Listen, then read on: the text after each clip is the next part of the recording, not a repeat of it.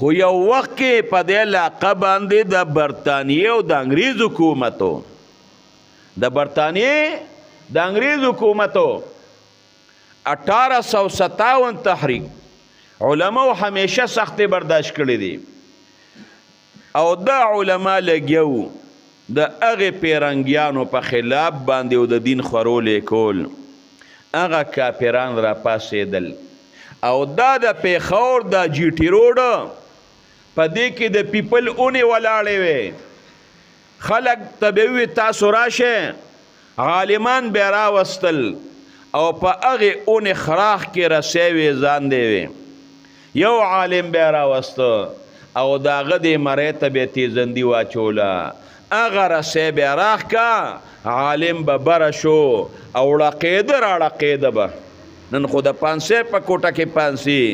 بالکل د خلکو په مخ کې د دغه عالم پلار مور بچی ښځه به ولاړه وه رشته داران به ولاړو خلک به ولاړو او عالم به ټالۍ والې ثابتې وخته بیا به بل وروخیجو